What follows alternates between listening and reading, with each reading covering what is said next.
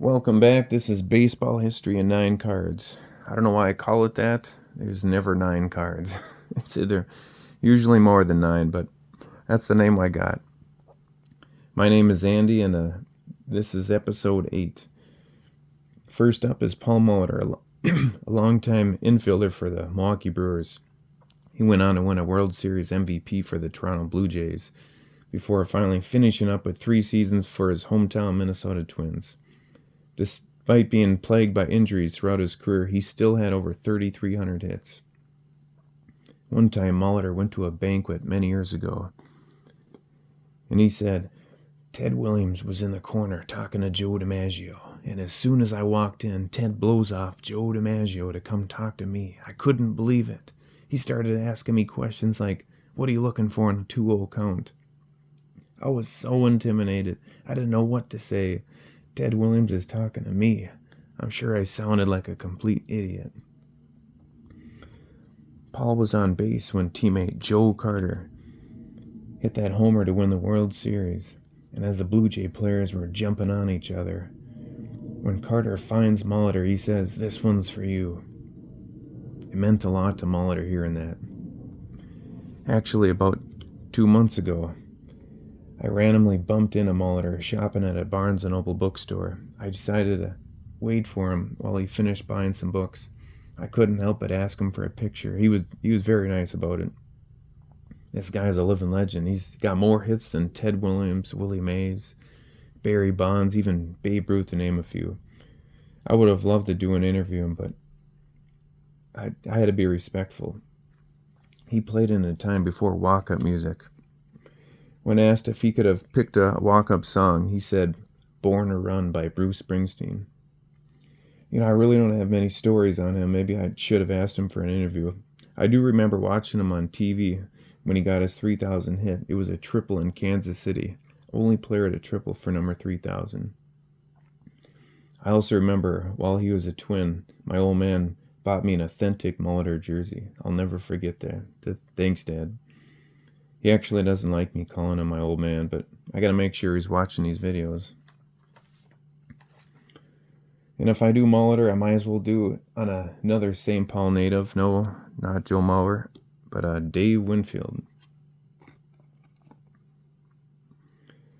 A University of Minnesota star, was drafted in 3 major sports, of course, baseball, but also the NFL and the NBA, as well as the ABA. After being drafted by the Padres, he told him that if he didn't go straight to the big leagues immediately, he was going to go play basketball instead. So he went from being MVP of the College World Series to the majors, going 1-for-4 versus the Astros in his debut. Also throwing out infielder Tommy Helms out at second base.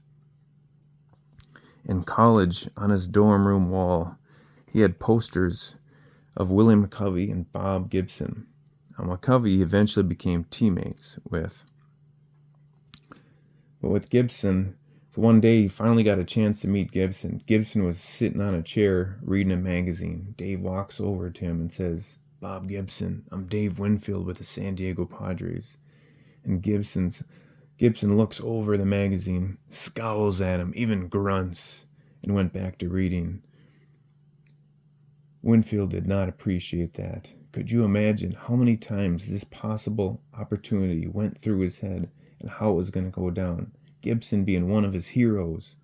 And for Gibson to be an ass, there's no doubt Winfield wanted revenge. It was Gibson's final year. Winfield started the game 0-2, including a strikeout which caused him to start throwing things around. But in his next at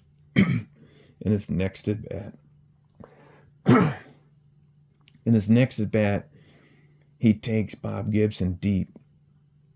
What sweet revenge. As he ran around the bases, he stared down Bob Gibson the whole way.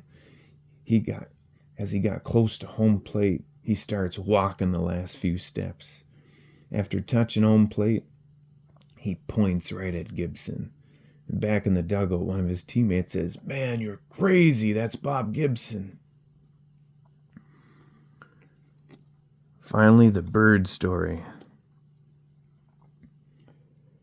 This was about a month before I was born. It was August of 1983, just a couple of weeks after the George Brett pine tar incident. The Yankees were visiting Toronto. Exhibition Stadium was having bird problems at the time. In the middle of the fifth inning, during warm-ups, one of the gulls starts harassing the Yankees infielders. First, the sick bastard buzzed third baseman Greg Nettles, then swooped around the pitcher before finally landing in the outfield where Dave Winfield and Don Baylor were playing catch. Winfield decided to scare the bird, so he chucked the ball right at it. It bounced once off the synthetic turf, then nailed the gull right in the neck. The bird fell over instantly, dead. Winfield said, "Right away, I know he's a goner." After Winfield and Baylor gave the bird a once-over, they waved the bat boy over, and he wrapped it in a towel and removed their feathered friend from the field. Soon the crowd of 36,000 Blue Jay fans started booing Winfield, even throwing things at him. It didn't help that he had 2 RBIs and a 3-1 victory. After the game, he was hauled away by the Toronto police. Winfield said he felt like mob gangster John Dillinger. Media swarmed the police station. Also present was indeed the deceased bird, who police needed as evidence. Charges were dropped, but he paid a $500 fine. He got booed by lots of fans for the rest of the year, some of them even flapping their arms like a bird. Greg Nettles said, "What the hell good is a seagull? I think Winfield should have been given a medal for killing the damn thing." And finally, manager Billy Martin said that was the first time he hit the cutoff man all season. Alright, that'll do it for this video. Thanks a lot.